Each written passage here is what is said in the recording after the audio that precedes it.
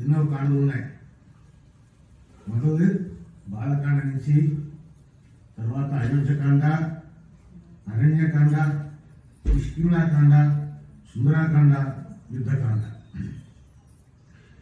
ఈ కాండలన్నీ చూసుకుంటే కొన్ని సంవత్సరాలు జరిగినాయి. కానీ సుందరాకాండ మటుకు కేవలం 24 గంటల్లో జరిగింది.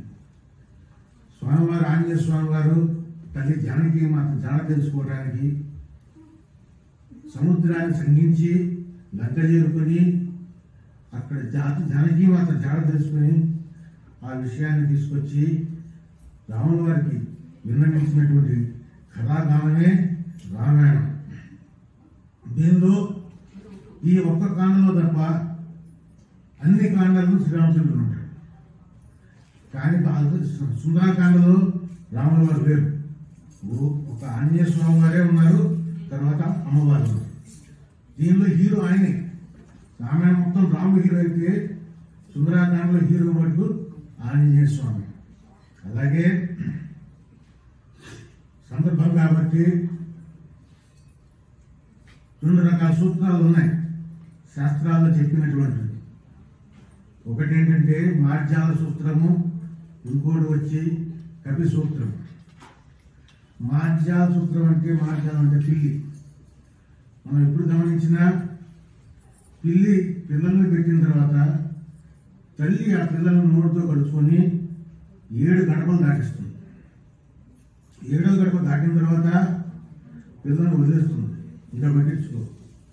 కానీ అదే మనం గమనిస్తే కోతిని చూస్తే తల్లి పిల్లలను పట్టించుకో. ఎప్పుడైతే తల్లి కదులుతుందో ఆ గమనిక చూసి ఆ కోతి పిల్ల వచ్చి ఆ తల్లి పొట్టను పట్టుకుంటుంది. అప్పుడు ఆ తల్లి కొండలు దాడుతుంది, కోనలు దాడుతుంది, సముద్రాలు దాడుతుంది. అన్ని చోట్లకి ఆ తల్లి కోతి ఎక్కడికి వెళ్ళిందో ఈ పిల్ల కూడా వెళ్ళిపోతుంది వాళ్ళతో. అలాగే ఇప్పుడు మనం ఆంజనేయ స్వామి పాదాలు పట్టుకుందామంటే ఆయన ఇక్కడికి వెళ్తే మనం అక్కడ తీసుకెళ్ళిపోతాడు. అది ఆంజనేయ స్వామి వారి దాంట్లో ఉన్నటువంటి గొప్పతనం. రెండోది, చాలా మంది కొన్ని సూక్ష్మాలు అడిగారు, చెప్పాను నాకు తెలిసినంత మాత్రం. ఏమిటంటే రాముడు తీసుకుంటే అర్ధాంశ సంభూతుడు, విష్ణుమూర్తిలో అర్ధాంశ సంభూతుడు సగం ఉంది దాంట్లో. అలాగే భరతుడు, తర్వాత లక్ష్మణుడు, సహదేవుడు, వీళ్ళందరూ రాముడు విష్ణుమూర్తి యొక్క అంశంతో పుట్టినట్టు వాళ్ళు. 100కి 100 పాళ్ళు శివాంశ సంభూతుడు ఎవరంటే ఆంజనేయ స్వామి. ఆయన 100 పాళ్ళు ఉన్నాయి.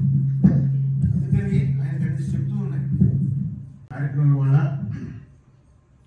సుందరాకాండ యథార్థంగా చూసుకుంటే కనుక కిష్కింధలోనే మొదలైందని చెప్పచ్చు. ఎందుకంటే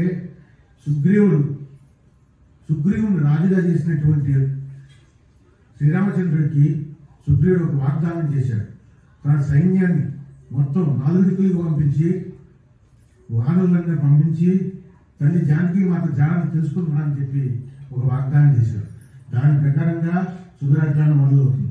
అయితే అందరూ కలిసి చాలామంది 4 దిక్కులకి వెళ్ళారు. అలాగా ఆంజనేయ స్వామి, జామవంతుడు, అందరూ కలిసి దక్షిణముఖంగా వచ్చారు. సముద్రం దాకా వచ్చారు.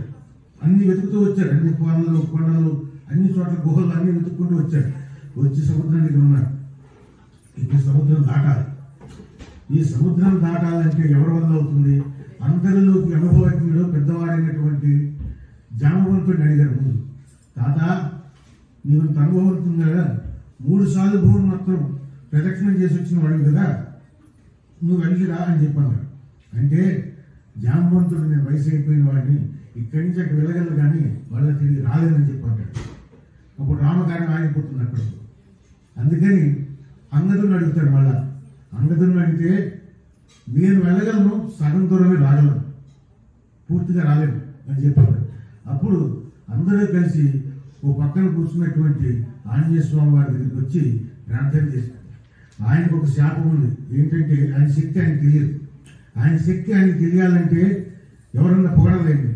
ఈ కార్యం నీ వల్లే అవుతున్న స్వామి అని చెప్పన్నామంటే అప్పుడు ఒప్పుకుంటాడు ఆ కార్యానికి. ఇప్పుడు మనమైనా సరే ఆంజనేయ స్వామి దగ్గరికి వెళ్ళి ఆయన పొగిడితే ఆనందపడిపోతాడు. రామ రామ అంటే చాలా ఆయన ఆనందపడిపోతాడు. ఆయన ఏదంటే అప్పుడు అన్ని మనకి ప్రసాదిస్తాడు. అలా అప్పుడు ఆంజనేయ స్వామి వారు తన శరీరాన్ని పెంచుకుని సముద్రాన్ని దాటుతున్నారు. అక్కడి నుంచి మొదలవుతుంది సుందరాకాండ. శ్రీ హనుమాను గురుదేవులు నాయక పలికిన సీతారామ కథ.